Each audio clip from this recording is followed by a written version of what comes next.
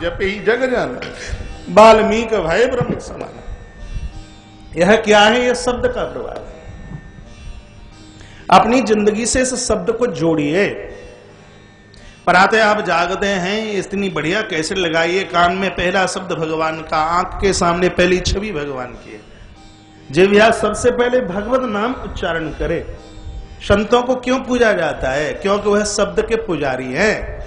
शब्द का महत्व है उनके पास, शब्द से श्रृंगारित हैं वह, शब्द से। बोलिए बांके बिहारी लाल की, कृष्ण कन्हैया लाल की जय। जय श्री राधे, जय जय श्री राधे, जय जय श्री राधे श्याम। तो व्यास का अर्थ जानते हैं? व्यास का अर्थ है विस्तार करना, अच्छी बातों का विस्तार कीजिए। तो अश्वस्थामा बलिर व्यास हनुमान, सप्त चिरंजीवों में से बजरंगी हनुमंत लाल जी। हनुमान का तो कहना ही क्या है। हनुमान जी के लिए तो जितना कुछ कहा जाए कम है। कभी आगे की राम कथा में तारीख आप लिख लीजिए, 11 अगस्त से 19 अगस्त यह राम कथा उज्जैन महाकालेश्वर परिसर भगवान महाकाल के चरणों में समर्पित की जाएगी। इस कथा का भी सीधा प्रसारण संस्कार टेलीविजन के माध्यम से आप आनंद लेंगे। और माता सबरी माता की नवदा भक्ति के ऊपर यह 9 दिन का अनुष्ठान होगा। पिछली बार जिसका मैंने अनाउंस 108 कुंडीय लक्ष्मी नारायण महायज्ञ बेवर में किया था, तो वहां जो अनाउंस किया है उसको भगवान महाकालेश्वर अवंतिका नाथ के चरणों में उसको पूरा करेंगे। बजरंगी के नाम को, उस व्याख्या को वहां जोड़ा जाएगा। बस हनुमान का अर्थ इतना सा समझ लीजिए, जिसको किंचित मात्र भी जीवन में अभिमान नहीं है, पद और प्रतिष्ठा का अहंकार नहीं है, बस उसी का नाम हनुमान है। अभी 3 दिन पहले हनुमान जयंती निकली है। हनुमान जी के ऊपर मुझे बोलने में बहुत अच्छा लगता है, मुझे गुदगुदी लगती है। अब के बार हमारी 25 दिसंबर से लेकर के 2 जनवरी तक हनुमान चालीसा के ऊपर हनुमत कथा, पंजाब की बड़ी सुंदर नगरी है लुधियाना। लुधियाना के लोग मुझे सुन पा रहे होंगे तो उनको यह बड़ा अच्छा लगेगा। हनुमत कथा, हनुमान चालीसा की 40 चौपाइयों के ऊपर ये पूरे 9 दिन का अनुष्ठान होगा। बजरंगबली श्री हनुमंत लाल। आगामी प्रोग्राम जो नीचे पता नहीं वहां तक के पहुंचे कि और पहले है, लेकिन मैंने यहां से अनाउंस किया है, आप आ सकें, आप जरूर पधारना, अच्छा लगेगा। तो अश्वस्थामा बलिर्व्यासो हनुमांशः विभीषण।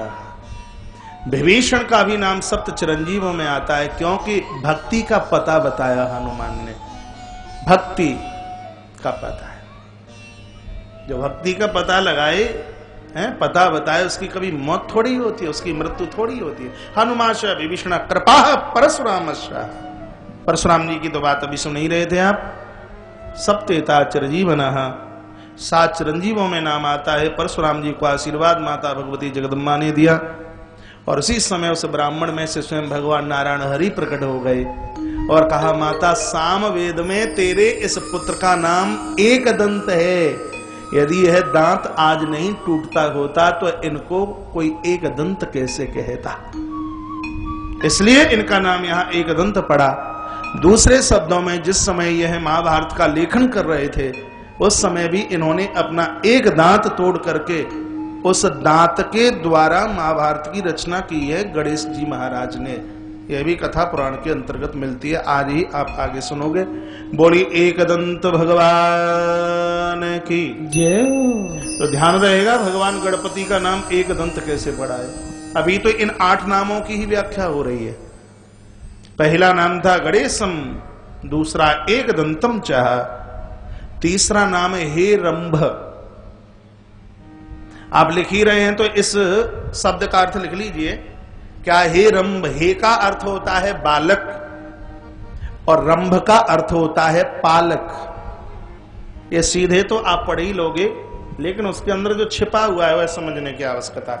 हे रंभ, हे रंभ का अर्थ क्या है? हे का अर्थ लिखिए बालक और रंभ का अर्थ लिखिए पालक। यानी हे रंभ कहकर भगवान को हम कहते हैं कि हे परमात्मा, हम बालक हैं और आप जगत के पालक हैं।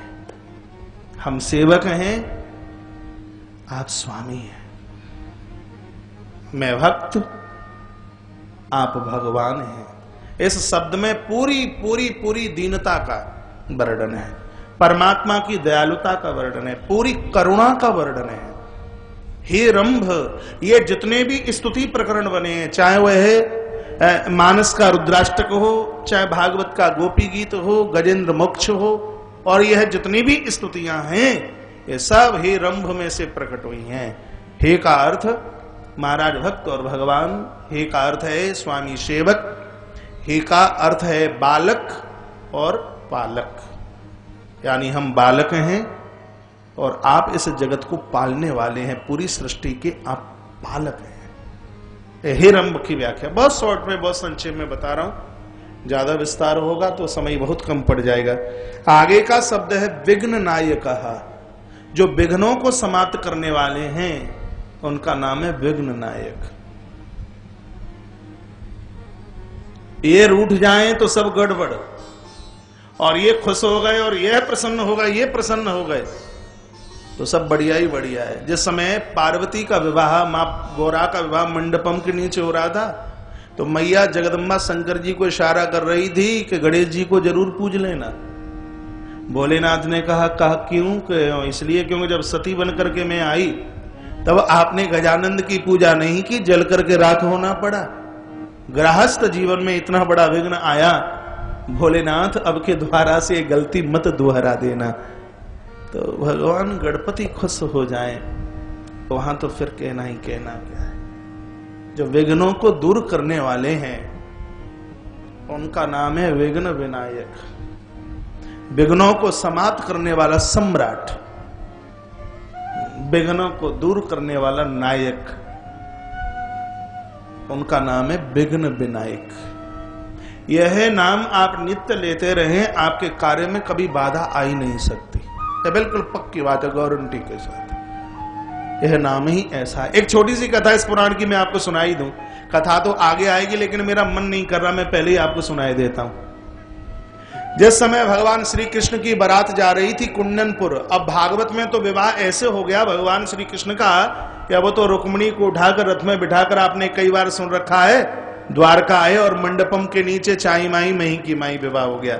लेकिन इस पुराण के अंतर्गत तो कन्हैया बड़े सुंदर से दूल्हा भी बने हैं और बारात भी गई है, और कुंदनपुर के मंडपम के नीचे बड़ी संस्कारता के साथ में माता रुक्मिणी की भावर पड़ी। इस ग्रंथ में तो ऐसा लिखा है।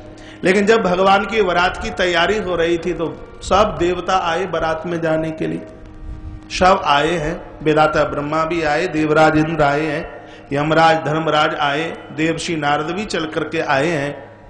और ग्रंथ में लिखा है कि भगवान गजानंद, भगवान गणपति भी चल करके आए बारात में जाने के लिए।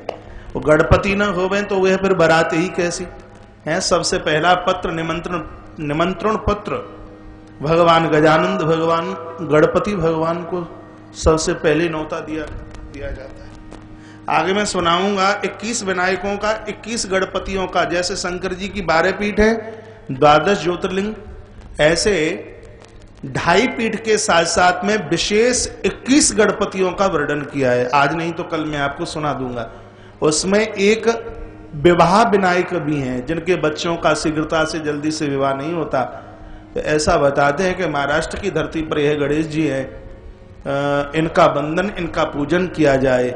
जिस समय कण्व ऋषि ने शकुंतला को पाला तो बढ़िया सा कोई वर नहीं मिल रहा था, तो वहां गणेश जी की स्थापना महात्मा कंडव ने की और शकुंतला को कहा, बेटी ये भगवान गणपति का वंदन करती रहे, पूजा करती रहे। और भगवान गणपति की कृपा से राजा दुष्यंत चल करके आए, माता शकुंतला का विवाह दुष्यंत के साथ में हुआ। तब से उन गणपति का नाम है वह विवाह विनायक रख दिया गया। 21 गणपति में से एक है। जब सूची सुनाऊंगा 21 गणपति की तब उसमें इनका नाम आएगा। भगवान गजानंद का तो कहना क्या, वक्रतुंड महाकाय महाराज, ऐसे भगवान प्रभु गजानंद। बोले बोले गजानंद भगवान की जय। तो यह भी बारात में जाने के लिए आए तो सब देवताओं ने तैयारी की है। तो देवराज इंद्र ने विधाता ब्रह्मा से कहा कि ये लंबे पेट वाला, लंबी सूंड वाला, जिसकी आंखें गड़ी हैं, हैं, छोटे छोटे हाथ, और ये काय के लिए आ गया, इसके साथ हम जाएंगे तो हम भी लज्जित होंगे। तो ब्रह्मा ने कहा एक बार मना करके देख तो लीजिए कि कैसे पकड़कर दौड़कर तुम्हारी नाक को पकड़ ले। इंद्र ने कहा ब्रह्मा जी को एक बार आप ही बोल दो ना जाके। ब्रह्मा जी ने कहा बुढ़ापे में दाढ़ी तो नहीं खिंचवानी, कब दाढ़ी से लटक जाए पता नहीं है। फिर भी डरते डरते विधाता ब्रह्मा गणपति के पास पहुंचे और गणपति को कहा कि ऐसे ऐसे कृष्ण की बारात जा रही है। गणपति ने कहा जाना तो हमें भी, हम भी तो इसीलिए आए हैं। तो ब्रह्मा कहते हैं एक क्षण कुछ कहना चाहते हैं। कहा बोलिए। अरे क्या बताएं कि आजकल द्वारका यह सुरक्षित नहीं है, दैत्यों का बोलबाला आसपास ज्यादा है और कृष्ण की बारात जाने वाली है और उस बारात में आपका जाना जरूरी है। क्या बोले? उस बारात में आपका जाना बहुत ज्यादा जरूरी है, लेकिन असुरक्षित है द्वारका उन दैत्यों से, और इस द्वारका को बचाने के लिए यहां कोई है नहीं। यदि 100, 200, 500, 1000, 500 छोड़ भी जाएं, लेकिन जहां एक गणपति हो तो वहां तो लाख भी काम नहीं कर सकते उनके। जहां एक गणपति है उसके सामने लाख भी काम ना कर पाए, लेकिन आपको भी तो हम छोड़ नहीं सकते, क्योंकि आपके बिना तो बारात की ही कोई रौनक नहीं है। तो गणपति कहने लगे बाबा हमें तो लड्डुओं का भोग ज्यादा लगता है, आपको कोई पूछता नहीं, इसलिए आप ही बारात में चले जाइए निष्कंटक, और द्वारका की रक्षा हम करते रहेंगे। ब्रह्मा तो आए थे इसलिए दौड़ करके पहुंचे। धर्मराज को कहा, इंद्र को कहा, बात बन गई और गणपति यहां रुकेंगे, हम सब बारात में जाएंगे। बारात सज करके आगे चली, लेकिन तीली लगाने का बड़ा अच्छा अभ्यास देवर्षि नारद को है। नारद जी पीछे से लौट करके आ गए गणेश जी के सामने। गणेश जी आराम से बैठे हुए थे। हाँ, पूछा कैसे हो?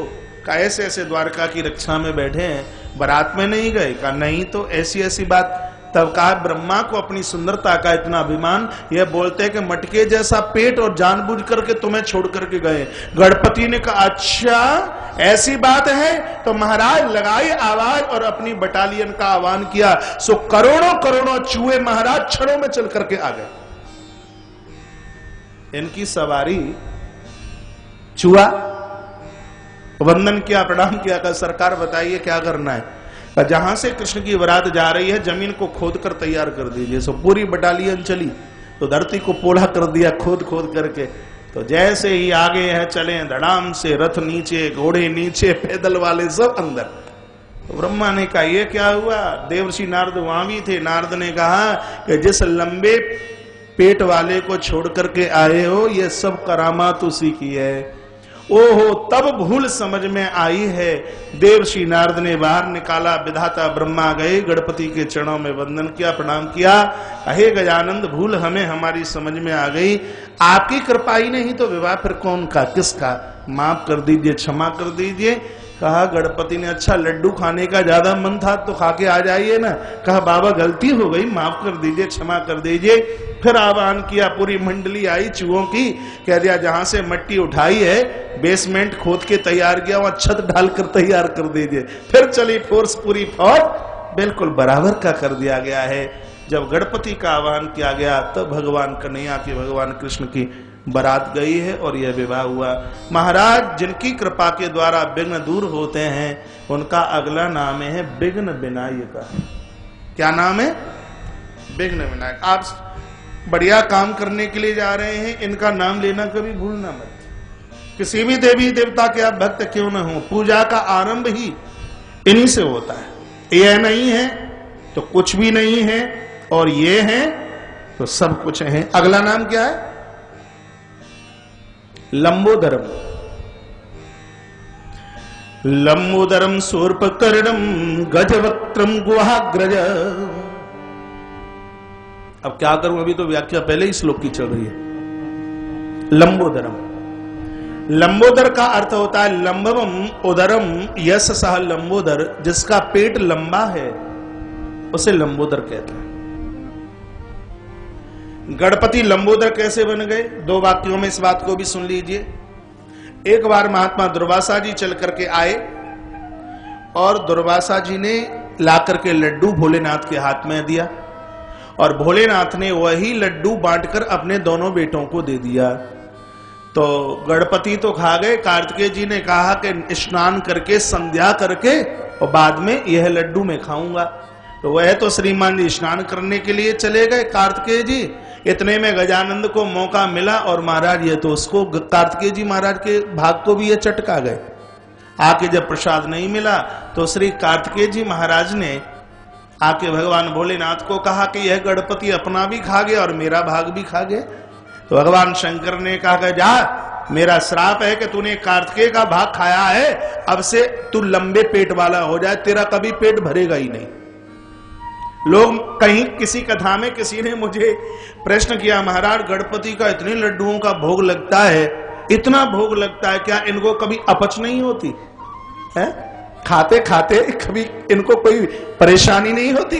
भगवान शंकर ने बोला है कि कितना भी भोग लगाया जाए, तेरा पेट ही ऐसा उधर, तेरा उधर इतना लंबा हो जाएगा, यह कभी भरेगा ही नहीं। ये अभिशप्त कर दिया गया।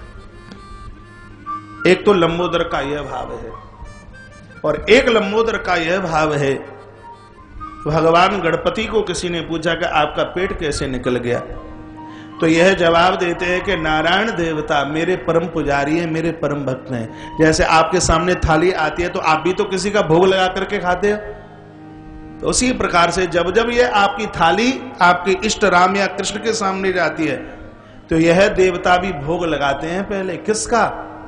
भगवान गणपति का, भगवान गजानंद का। तो भगवान गणपति कहते हैं नारायण आदि देवों ने मेरा इतना भोग लगाया कि मुझे खिला खिलाकर मेरी तौंद को बाहर निकाल दिया, इसलिए मैं लंबोदर बन गया। इसलिए इनका एक नाम है लंबोदर। बोले लंबोदर भगवान की। और एक भाव और सुन लीजिए, यह सुनने में आपको बड़ा अच्छा लगेगा। भगवान भोलेनाथ के पुत्र गजानंद को कहा गया, स्वामी आप लंबोदर कैसे बने? ये लंबोदर नाम गणपति का मुझे बहुत प्यारा लगता है, मुझे बहुत अच्छा लगता है। तो यह इसकी खुद अपनी व्याख्या बताते हैं, कहते हैं कि किसी माँ के उदर में संतान हो, 7वां 8वां महीना चल रहा हो तो माँ का उदर अपने आप बाहर चल के आ जाता है।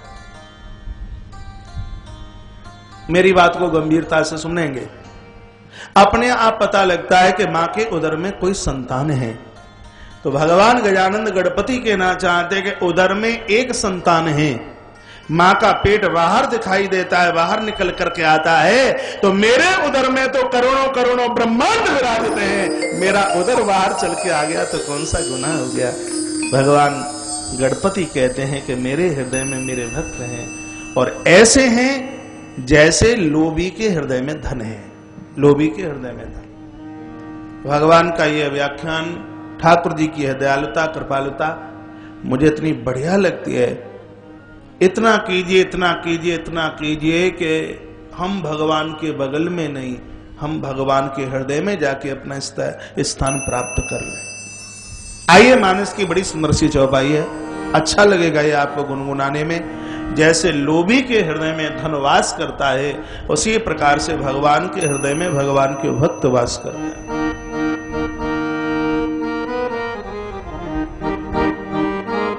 ताली बजाते रहिए।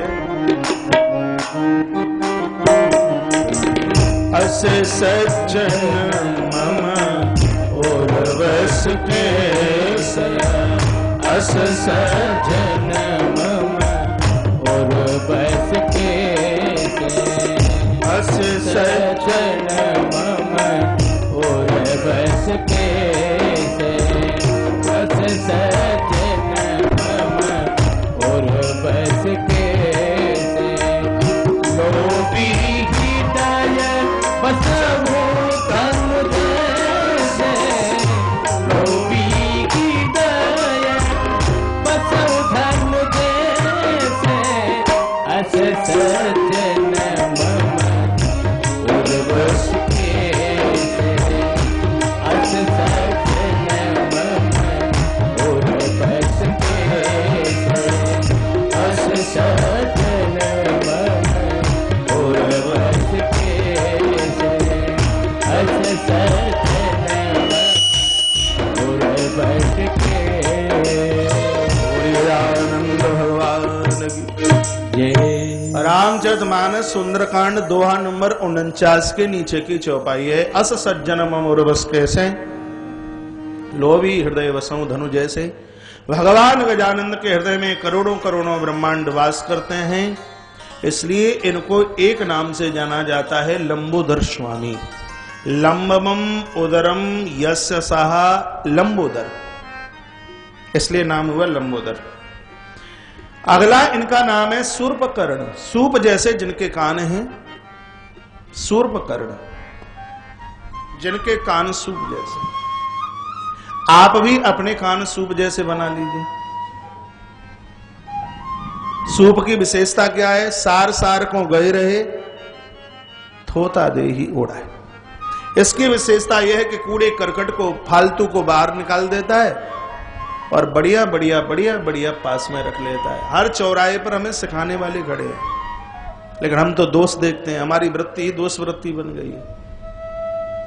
अच्छा सोचिए, अच्छा देखिए, हर चौराहे पर हमें सिखाने वाले खड़े हैं। यह प्रकृति हमें सिखा रही है।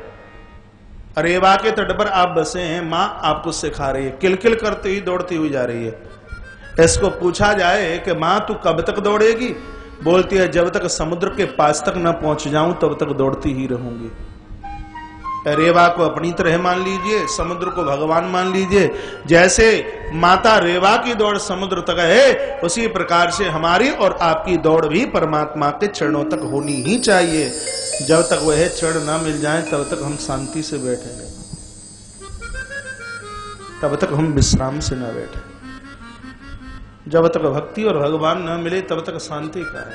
हनुमान कहते हैं ना, राम काज कीने बिनु मोय कहां विश्राम। तब तक विश्राम नहीं है।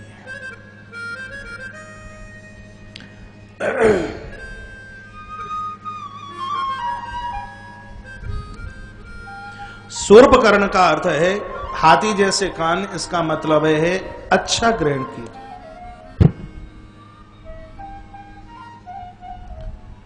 इधर से सुनिए, अच्छी बात है इधर से सुनिए, घटिया बात है इधर से निकाल दीजिए। लंबा पेट इनका इसलिए भी है क्योंकि बातों को हजम करने की ताकत है। कभी कभी लोग इतने हल्के होते हैं कि बात को पचा नहीं पाते, हजम नहीं कर पाते। कानों से बढ़िया सुने। हमारे वेद का बड़ा एक सुंदर सा मंत्र है, भद्रम कर्णेव ही शृणुयाम देवा, भद्रम पश्यहि माक्ष भृजत्रा, स्त्रैः रंगैः सृष्ट्वागुम सस्तनु वीरम सेमहि देवहितम यदायु। भद्रम कर्णेव, हे परमात्मा कृपा कीजिए, हम सदैव बढ़िया ही सुने, बढ़िया सुने, बढ़िया सुने। सूर्पकर्ण। अगला नाम है भगवान का गजवक्त्रम, जिनके माथे के ऊपर गज माने हाथी और वक्त्रम जिसके मस्तिष्क के ऊपर सुंदर सा पुष्प है, इसलिए इनका नाम गजवक्त्र नाम पड़ा है। फूल कहां से आया एक मिनट में यह भी सुन लीजिए। एक बार श्री दुर्वासा जी घूमते घूमते पुष्पभद्रा नाम की नदी पर पहुंचे, जहां ऐरावत हाथी के साथ में गजेंद्र के साथ में वह इंद्र वहां पर खड़ा हुआ था, रंभा नाम की अप्सरा आदि भी वहां थी। और उस समय दुर्वासा जी आए और उन्होंने भगवान नारायण के हाथ से मिला हुआ सुंदर सा पुष्प इंद्र के हाथ में दे दिया, और इंद्र ने वही फूल उस हाथी के माथे के ऊपर रख दिया। हाथी ने उस पुष्प को पाम के नीचे कुचल करके खत्म कर दिया। वही हाथी महाराज अपनी गृहिणी गजनी हथनी के पास में पहुंचा, पुष्प का अपमान किया। ये हाथी और इसकी पत्नी गजनी के माध्यम से एक बच्चे का जन्म हुआ है, एक बच्चे का जन्म हुआ। शंकर जी के त्रिशूल के द्वारा जब गणपति का मस्तिष्क छेदन हुआ तो उसी हाथी के बच्चे के मस्तिष्क को काटकर भगवान गणपति के शरीर से जोड़ा गया। इसलिए गणपति का एक नाम द्विमातर और है। एक तो अंबा परांबा इनकी मां है और एक वह गजनी वह हथनी इनकी मां है, इसलिए इनको ध्वज मात्रा नाम से जाना जाता है। एक नाम इसमें ध्वज मात्रा और है। महाराज द्विमात्र नाम है। द्विमात्र इसलिए भी है नाम क्योंकि गणपति की माता है अंबा और कार्तिकेय की माता है गंगा। लेकिन भगवान गणपति अपनी मां को तो मानते भी हैं, लेकिन कार्तिकेय की मां गंगा। ये परसों आप सुनोगे कि कार्तिकेय की मां गंगा कैसे है, इसलिए तो कार्तिकेय को गांगेय कहा जाता है। लेकिन यह जगत को शिक्षा देते हैं भगवान गणपति मेरी मां पार्वती मुझे अतिशय प्रिय है, लेकिन मां गंगा के बिना मैं नहीं रह सकता। क्योंकि गणपति जगत को बताना चाहते हैं आपको अपनी मां अच्छी लगती है, बहुत बढ़िया बात है, लेकिन विशेषता की बात यह होगी कि आपको अपनी बड़ी मम्मी और चाची भी बहुत बढ़िया लगे, बहुत अच्छी लगे। ये बच्चे के लिए एक बहुत बड़ी विशेषता की बात होगी, इसलिए इनको द्वि मातरः नाम से जाना जाता, इसलिए है द्वि मातर। हाथी के माथे के ऊपर पुष्प रखा गया, इसलिए नाम है गजवक्त्रम। लेकिन एक हाथी के बच्चे का मस्तिष्क इनके कंठ से जोड़ा गया, शरीर से जोड़ा गया है, तो उस हथनी के भी ये पुत्र ही हुए, इसलिए इनका नाम है द्विमातरः। और अगला नाम है इनका गुहाग्रज।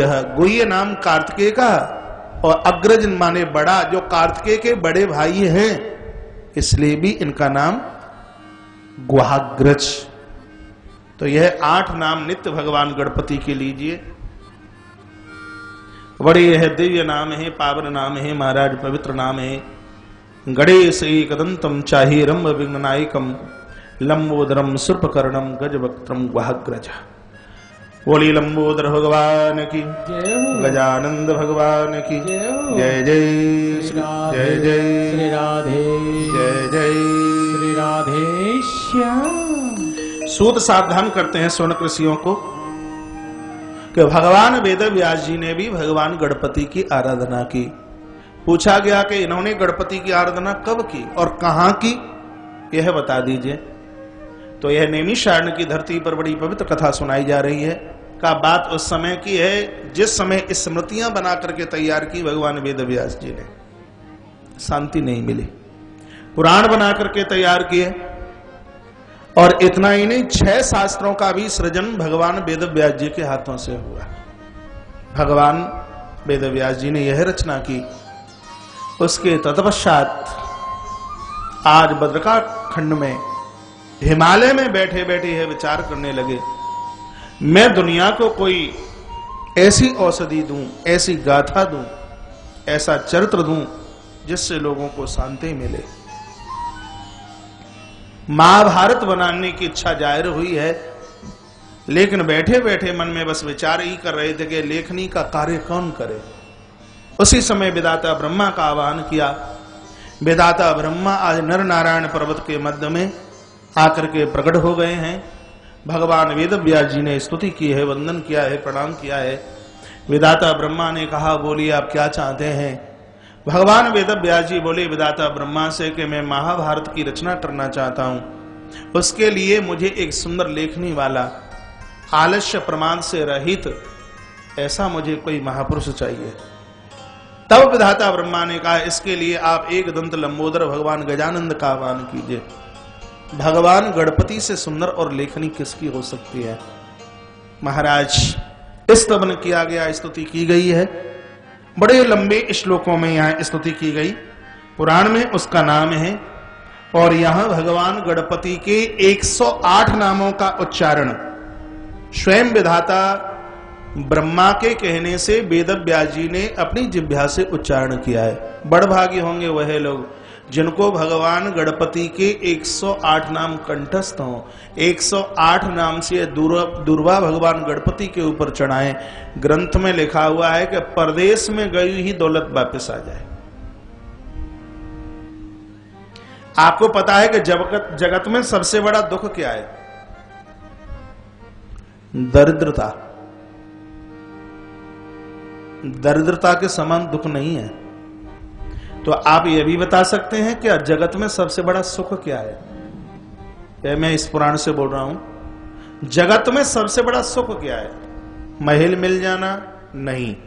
मान मिल जाना? नहीं। बढ़िया पद और प्रतिष्ठा मिल जाना? नहीं। जीवन का सर्वोच्च सुख है जिंदगी में कोई गुरु मिल जाए, कोई संत मिल जाए, कोई महापुरुष मिल जाए, कोई अच्छा इंसान मिल जाए, अध्यात्म सलाह देने वाला, जिससे बात करते ही तत्काल शांति मिल जाए, ऐसा कोई सज्जन मिले। जीवन में इसके समान और कोई दूसरा सुख नहीं हो सकता। इसलिए तो हम प्रायः बोला करते हैं कि धन्य वह लोग जो लोग महान पुरुषों से, महापुरुषों से, महात्माओं से जुड़े हुए हैं। इनके चरणों में बैठ करके तत्काल शांति मिलती है। मैं इस पुराण से बोल रहा हूं, यदि आप विश्वास न कर पाए तो रामायण के उत्तरकांड की चौपाई से इस बात का हम समाधान लेते हैं, जहां मैं अभी बोल गया हूं कि दरिद्रता के समान दुख नहीं और संत मिलन के समान कोई दूसरा सुख नहीं। अरे बोल, ताली तो आपको ही बजानी पड़ेगी। नहीं दरिद्र दुख जगना, नहीं दरिद्र दुख जगना, नहीं दरिद्र दुख जगना, संत मिलन सम सुख जगना, संत मिलन सम सुख जगना, नहीं दरिद्र दुख जगना, नहीं दरिद्र दुख जगना, नहीं दरिद्र दुख जगना, नहीं दरिद्र दुख जगना, नहीं दरिद्र सम दुख जगना, नहीं दरिद्र सम सुख जगना, संत मिलन समय सुख जगना, संत मिलन समय सुख जगना, नहीं दरिद्र दुख जगना। भक्तवत्सल भगवान की जय हो। गजानंद भगवान की जय। जय श्री राधे श्री राधे श्री राधे श्याम। तो इस दरिद्रता के दुख का दमन करने के लिए श्रीमद् गणेश महापुराण में भगवान वेद व्यास जी ने 108 नामों की चर्चा की है, जो इन 108 नामों से भगवान गणपति के ऊपर दुर्वा चढ़ाते हैं। परदेश में गई हुई दौलत संपत्ति वापस चल करके आती है। जितना लिख सकें आप जरूर लिख लीजिए, नहीं तो बाद में हमारे आचार्यों से 108 नाम लिख लेना। एक दंताय शुद्धाय सुमुखाय नमो नमः, प्रपन्न जनपालाय प्रणतार्थी विनाशिने।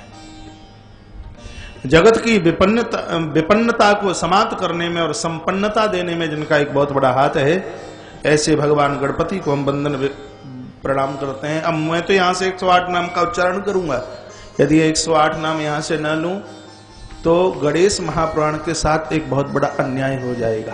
आप जितना लिख सकें लिख लीजिए, कम स्पीड से बोलूंगा। पहला नाम है विघ्नराज।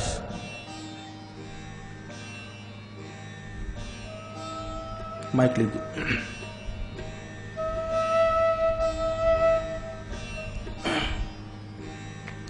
मैं यहां से बोलूंगा विघ्नराजाय नमः, आप सब नीचे से बोलेंगे आव्यामी, ठीक है। ओम विघ्नराजाय नमः, आव्यामी। गौरी पुत्राय नमः, आव्यामी। गणेश्वराय नमः, आव्यामी। स्कंदाग्रज नमः, आव्यामी। अव्याय पूतः नमः। आव्यामी। मानसिक भाव से आप यह विचार कीजिए कि दुर्वा आपके पास में रखी हुई है और आप भगवान गणपति के ऊपर दुर्वा चढ़ा रहे हैं।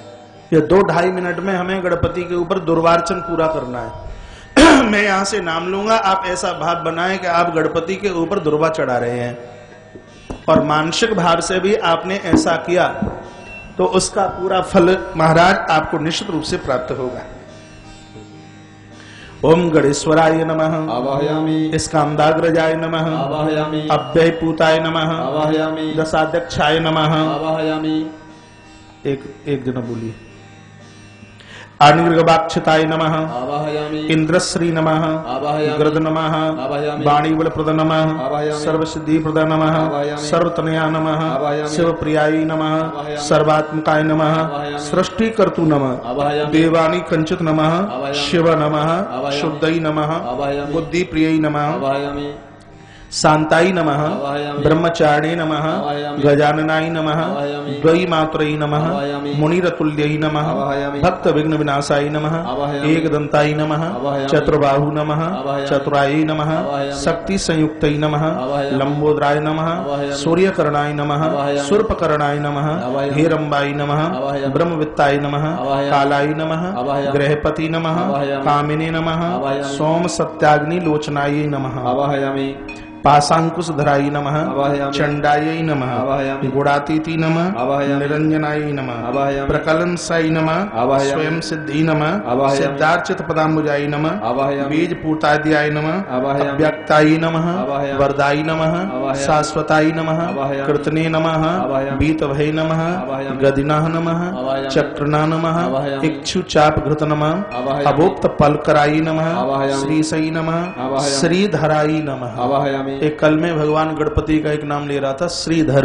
108 नामों में यह नाम आता है। स्तुति हर्षिताई नमः, कुलाद विभूताई नमः, जटिलाई नमः, चंद्रचूड़ाई नमः, अमरेश्वराय नमः, नाग यज्ञोपवीतायै नमः, श्रीकंठाई नमः, रामर्वृत पदाई नमः, वृतना नमः, स्थूलकंठाई नमः, त्रयी करते नमः, शाम घोषप्रियाय नमः, अगंड्याय नमः, पुरुषोत्तमाय नमः, स्थूल तुंडाई नमः, ग्रामणी नमः, गणपा नमः, स्थिर नमः, उद्यत नमः, सुभगा नमः, श्रूरः नमः, बावीश नमः, श्री नमः, सिद्धिदायकै नमः, दुर्वा बिल्व प्रियायै नमः, कांताय नमः, पापहारणाय नमः, कृतागमाय नमः, समाहिताय नमः, वक्रतुंडाय नमः, श्रीपदाय नमः, सौम्याय नमः, भक्त कांक्षित ज्ञाताय नमः, अच्युत केवलाय नमः, सिद्धिदा नमः, सच्चिदानंद विग्रह नमः, ज्ञानिना नमः, मायायुत नमः, पांच दंताय नमः, विशिष्टाय नमः, भयवर्जिताय नमः, प्रमत्त दैत्य प्रदय नमः, व्यक्तय नमः, मूर्ते नमः, अमूर्ति का नमः, पार्वती संकृत संगाय नमः, खेलनोत्सव लालसाई नमः, समज गदाधराई नमः, बर मूसक वायनाही नमः, हृष्ट चित्त प्रश्नात्माने नमः। अब 108 वाला नाम है, ये सब मेरे साथ बोल लीजिए। सर्व सिद्धि दायकाय ही नमः, सर्व सिद्धिदायकाय नमः। बोली गजानंद भगवान की जय जय श्री राधे, जय श्री जय जय राधे। जिस समय 108 दुर्वा से भगवान का दुर्वार्चन किया गया, उसी समय भगवान गजानंद प्रभु वेद व्यास के सामने आकर के प्रकट हो गए। बोले गजानंद भगवान की जय। प्रभु वेद व्यास जी ने भगवान गणपति के चरणों में वंदन किया और प्रणाम किया, कहा वरम ब्रूहि, वरदान मांगिए। भगवान वेद व्यास जी ने वंदन प्रणाम करते हुए कहा कि ऐसे ऐसे मैं श्री महाभारत की रचना करना चाहता हूं, उसमें मुझे आपके सहयोग और सहायता की आवश्यकता है। भगवान गजेंद्र, भगवान गणपति कहते हैं कि मैं यह कार्य करने के लिए तैयार हूं, लेकिन जहां मेरी लेखनी रुक जाएगी तो समझ लीजिए मैं छोड़ करके चला जाऊंगा। बड़ी क्लिष्ट भाषा में महाभारत लिखा गया। जब तक यह इसका अर्थ निकालते हैं महाराज, तब तक कई शब्द सोच करके वेद व्यास तैयार कर देते हैं। पुराण में यह लिखा हुआ है कि अपना एक दांत उठा करके, यह लेखनी महाभारत की गणपति के दांत से लिखी गई है। शायद आपको पता हो कि हाथी को अपना दांत बहुत प्रिय होता है, और अपने उस दांत से भगवान गणपति ने महाभारत की लेखनी लिखी है। चाहते तो इस लेखनी के लिए और भी कुछ ले सकते, विचार कर सकते थे, लेखन और भी किसी से हो सकता था, लेकिन इन्होंने अपने दांत से यह लेखनी क्यों लिखी? यह समाज से जुड़ती हुई यह कथा है। आपके पास में सर्वोच्च बढ़िया से बढ़िया जो भी चीज है वह परमार्थ के काम होनी चाहिए, परमार्थ के काम आनी चाहिए। यह नहीं कि बढ़िया बढ़िया तो अपने लिए है। सड़ा हुआ केला अब किसी काम का नहीं है, फ्रिज में से भी दुर्गंध आ रही है, तो स्टेडियम मैदान में गणेश पुराण की कथा चल रही है, सो कथा में चढ़ा करके आ जाएंगे। ऐसा नहीं, जीवन में बढ़िया से बढ़िया है परमार्थ में। आपके पास बढ़िया से बढ़िया, अच्छा सा अच्छा है, वह अच्छी जगह लगे। और मैंने तो पुराणों में पढ़ा है, जहर का घूंट पीकर, अनादि भैया, विष पी करके भी यदि समाज की सेवा हो रही हो, राष्ट्र की सेवा हो रही हो, किसी के प्राण बचाए जा रहे हों, तो वह अपने आप में सस्ता है। मृत्यु को स्वीकार करने के बाद भी यदि समाज की, राष्ट्र की, धर्म की सेवा हो जाए, वह अपने आप में सस्ती है। क्या इस संदर्भ में आपने कथा नहीं पढ़ी? राष्ट्र रक्षा के लिए, इस देश सुरक्षा के लिए, समाज रक्षा के लिए भगवान शंकर जहर पान कर गए, जहर पी गए। तो दांत से महाभारत लिखना, इसका मतलब यह है कि हाथी को दांत बहुत प्रिय होता है, जैसे बंदर को पूंछ बहुत प्यारी होती है, हाथी को दांत बहुत प्रिय होता है। तो आपको जो प्रिय है वह समाज की सेवा में। आपको अपना पति बहुत प्यारा लगता है, तो पति को समाज और राष्ट्र की सेवा में खपा दीजिए।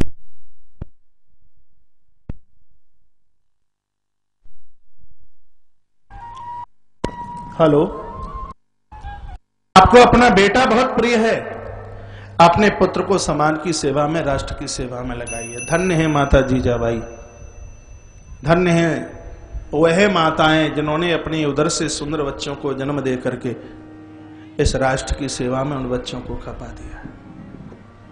आपके बच्चे भगवान के भक्त बने, बहुत अच्छी बात है। आपके भक्त, आपके बेटे यदि राष्ट्र के नायक बने, राष्ट्र के सेवाधारी बने, समझ लीजिए आपकी कोख कृतकृत हो गई, आपकी कोख धन्य धन्य हो गई। आज भद्रकाश्रम की धरती कृतकृत हो गई है, जब भगवान गणपति ने महाभारत की रचना अपनी लेखनी से की है। वह स्थान आज भी है बद्रीनाथ। भगवान बद्री विशाल के मंदिर से 3-4 किलोमीटर आगे एक गांव है माना, और माना से 1-8 किलोमीटर आगे शम्य अपरास नाम का आश्रम है, या हिंदुस्तान की सीमा। वहां एक चाय का खोखा है, उस पर लिखा है कि हिंदुस्तान की चाय की अंतिम दुकान, उस पर लिखा है। एक साइड में व्यास जी का आश्रम है, एक तरफ श्री गणेश जी की गुफा है। थोड़ा आगे चलोगे तो महात्मा मुचकुंद जी महाराज की गुफा है, और आगे चलोगे तो भीमशिला के नाम से स्थान को जाना जाता है, और आगे चलोगे तो स्वर्गारोहण की वो यात्रा, जहां पांडव, धर्मराज, दुष्टर्तो शरीर सहित और 4 भाइयों ने द्रौपदी के साथ में बर्फ के टीलों के मध्य में अपने शरीर को गला दिया। यह स्थान आज भी महाराज भद्रकाश्रम में दर्शनार्थ है, देखने को मिलता है। तो यहां से आपको नौता दिया ही जा रहा है। भैया ललित मिश्रा जी कल से बोल ही रहे हैं कि आप श्री बद्री विशाल आइए। मैंने इन जगहों का दर्शन किया है, पूर्व में 2 बार कथा करके आया हूं, भगवान बद्री विशाल की कृपा से पुनः तीसरी बार जाने का मौका मिल रहा है। आप सभी लोग सादर आमंत्रित हैं, कृपया पधारिए, बहुत आनंद आएगा। कथा का समय 16, 17, 18, 19, 3 से 7, 20, 21, 22 और 23, 10 बजे से 2 बजे तक इस कथा का भी सीधा प्रसारण संस्कार टेलीविजन के माध्यम से। आप आए, बहुत अच्छी बात है, नहीं घर बैठकर जरूर सुनना, आएंगे बहुत अच्छा लगेगा। 4 धामों में भगवान प्रभु श्री बद्री विशाल, इनकी महानता का तो मैं क्या वर्णन करूं। पुरातन है, आज शंकराचार्य भगवान को प्रभु ने स्वप्न दिया, यवनों के द्वारा ध्वंसित विध्वंसित किया गया मंदिर, जहां स्वयं भगवान बद्री विशाल आदि शंकराचार्य भगवान को दृष्टि गोचरित महाराज दर्शन में आए हैं, और पुनः ही मंदिर को स्थापित किया गया। और यह चमत्कार नहीं, भगवान का स्वभाव कहूं, भगवान की करुणा कहूं, जो भी कह दूं वह कम है। आज भी 6 महीने पटबंद होते हैं। शायद आपने भी सुन रखा होगा कि 6 महीने स्वयं देवर्षि नारद भगवान की पूजा करने के लिए वहां पधारते हैं। ठंड इतनी होती है, सर्दी इतनी होती है कि मच्छर भी नहीं रहता। चाबी ऊपर हरिद्वार और ऋषिकेश तक पहुंचा दी जाती है। 6 महीने के लिए मंदिर में ताला पड़ा रहता है, घी के कनस्तर रख दिए जाते हैं। और अचंभे की बात यह होती है कि जब 6 मास के तत्पश्चात अक्षय तृतीया को ताला खुलता है। अक्षय तृतीया को ही ताला क्यों खुलता है? क्योंकि हमारे युगों का आरंभन अक्षय तृतीया से किया गया। भगवान परशुराम भी की प्राकटता अक्षय तृतीया, और इतना ही नहीं, श्री बिहारी जी का चरण दर्शन वर्ष में एक बार अक्षय तृतीया को होता है। अक्षय तृतीया अपने आप में बड़ी बड़भाग्नी यह तिथि है जहाँ बिहारी जी, जहाँ भगवान बद्री विशाल का कपाट खुलता है। और आश्चर्यजनक बात यह होती है कि कनस्तरों में 1 ग्राम घी नहीं होता और अखंड दिया जो 6 महीने पहले जल रहा था वो जलता हुआ नजर आता है। भगवान की बदली हुई पोशाक नजर आती है। हमारे हिंदुत्व देवों की तरफ आप झांक कर बड़ी विनम्रता के साथ में देखें। ऐसे जगत के कल्याण में कैसे निष्काम भाव से महाराज वे लगे हुए हैं। आपको जब मौका मिले तब ऐसे धाम, ऐसे तीर्थ में आप जरूर प्रभु का दर्शन करने के लिए जाइए। इस व्यासपीठ से मैं आपको न्योता दे रहा हूं, मैं आपका आह्वान कर रहा हूं। 13 तारीख को यानी 13 जून को आप हरिद्वार पहुंच जाइए। महाजन भवन में 13 तारीख को सबको रुकने की व्यवस्था है। 14 तारीख को प्रातः प्रस्थान होगा 7 बजे। रास्ते में पीपल कोटी नाम की जगह है। 14 तारीख को वहां रात को रुकेंगे। 15 को फिर प्रस्थान करेंगे। 12-1 बजे तक बद्रीनाथ पहुंचेंगे। 16 तारीख से कथा का आयोजन आरंभ हो जाएगा और 23 तारीख को पूर्णाहुति करके फिर 24 तारीख को प्रातः वहां से चलेंगे। सो दोपहर बाद हरिद्वार तक पहुंच जाएंगे। पूरा 12 दिन का हरिद्वार से यह टूर है। आप गया जी आते हैं 8 दिन में आयोजन पूरा हो जाता है, लेकिन इस यात्रा में पूरे 12 दिन लगेंगे और वह सब व्यवस्थाएं आपको बता भी दी गई हैं। 12 दिन की पूरी व्यवस्था आपकी ट्रस्ट की तरफ से है, जो उसकी कुछ न्यौछावर राशि रखी गई है। आप उसका आंकड़ा लगा लेंगे तो खर्चे भी पूरे नहीं होंगे, लेकिन तीर्थ का आनंद लेना है। 1 दिन के लिए वहां पहुंचना मुश्किल होता है और उस चरणों में पूरे हफ्ता की महाराज 8-10-12 दिन की उपस्थिति भगवान के चरणों में लगे। इससे बढ़कर के और सौभाग्य की क्या बात हो सकती है। आप जरूर पधारिए। इस पवित्र माता नर्मदा की व्यास पीठ से आप सभी लोग सादर आमंत्रित हैं। पांडाल परिसर में बैठे हुए आप सभी लोग और बाहर से भी मुझे जो लोग सुन पा रहे हैं और आयोजन की पूरी जानकारी लेने के लिए नीचे स्क्रीन पर नंबर चल रहे हैं, आप कांटेक्ट में रहिए, आप संपर्क कर लीजिए। और इसमें ज्यादा लोगों को उतनी व्यवस्था के अनुकूल सिर्फ 108 ही जजमान सुनिश्चित किए गए हैं। तो आप जजमान बन सकें तो भी सादर आमंत्रित हैं और बिना जजमान के आप कथा सुनने के लिए आए तो भी आप सप्रश्नता के साथ में आमंत्रित हैं। कृपया आप जरूर पधारिए और भगवान बद्री विशाल की इस कथा का आनंद जरूर लीजिए। बोलिए बांके बिहारी लाल की, बद्री विशाल भगवान की, गजानंद भगवान की जय जय श्री राधे, जय जय श्री राधे, जय जय राधे श्याम। आइए एक बार भगवान गणपति का आह्वान करते हुए और बड़ी सुंदर सी कथा की तरफ मैं आपको लेकर के चल रहा हूं। हे बुद्धि के दाता, सब वेदों के ज्ञाता, भाव के साथ में भगवान गणपति का आह्वान किया।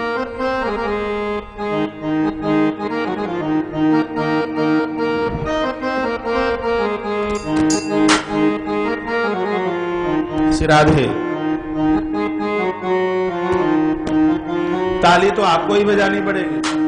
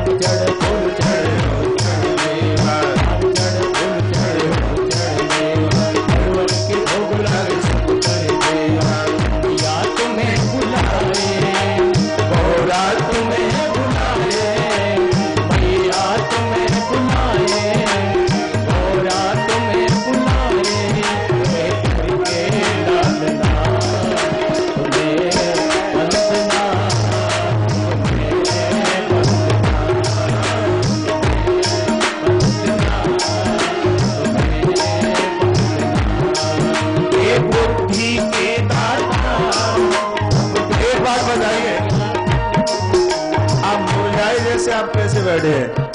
फूल तो वही बढ़िया लगता है, अच्छा लगता है जो खिल रहा हो, और आप भी अच्छे तभी लगते हैं जब आप मुस्कुरा रहे हैं। मैंने सुना है कि मंडला के लोग मुस्कुराते बहुत हैं, बहुत अच्छा हंसते हैं। मुस्कुराते हुए कथा सुनी है, और तुमसे ज्यादा तो वह मुस्कुरा रहे हैं जो टेलीविजन पर मुझे सुन पा रहे हैं। आपसे ज्यादा ताली भी बजा रहे हैं, आपसे ज्यादा खुश भी हो रहे हैं, और आपसे ज्यादा मुस्कुरा भी रहे हैं। मैं आंखें बंद करता हूं तो मुझे आप दिखाई नहीं दे रहे, लेकिन टेलीविजन पर सुनने वाले मुझे जरूर दिखाई दे रहे हैं। दोनों हाथ उठाइए।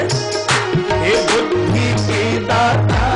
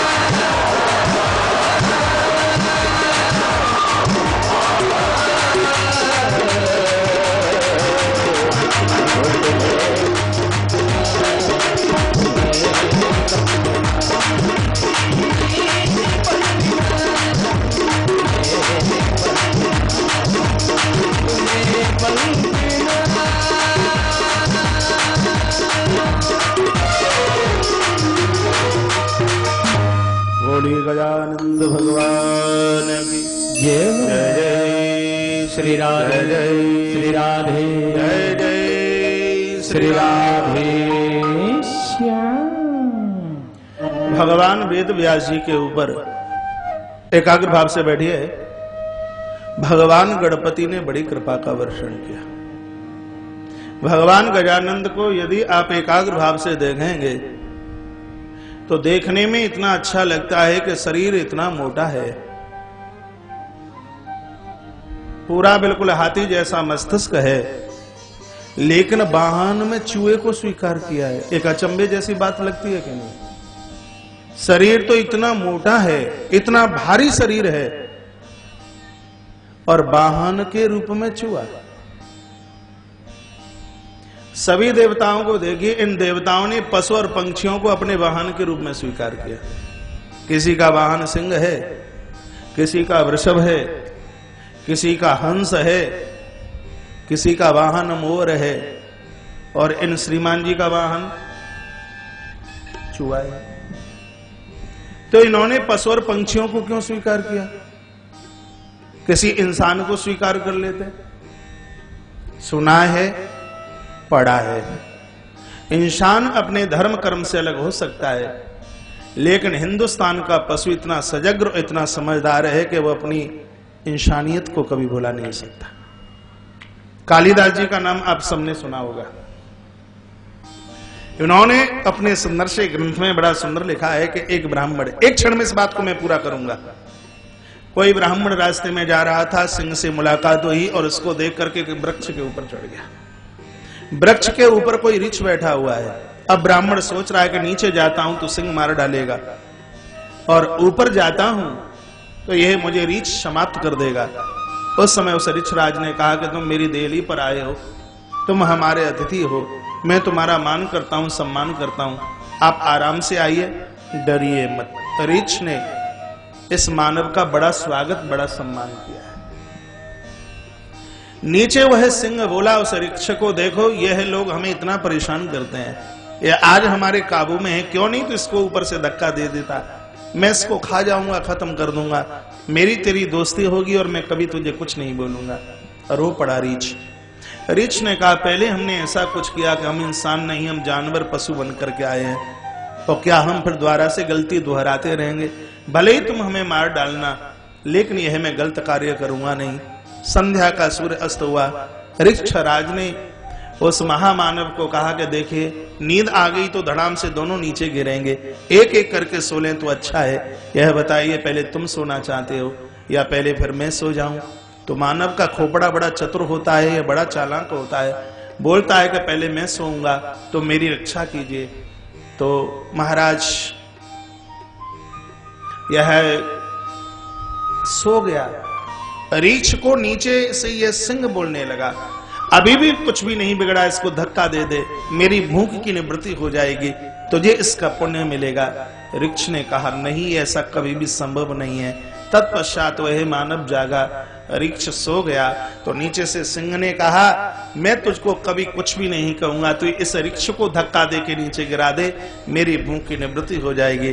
देखिए महाराज, उस ब्राह्मण ने उस रीछ को धक्का दिया है, ऊपर से गिरता हुआ आ रहा है, डालियों के बीच में अटक गया, क्योंकि परमार्थ करने वालों की कभी मृत्यु तो होती नहीं। लेकिन उस रीछ ने उस ब्राह्मण को कहा, धिक्कार तुम्हारे लिए है, दुर्लभो मानसो देहो देई नाम छड़बंगुरा। मानवीय जीवन तुम्हें मिला और इस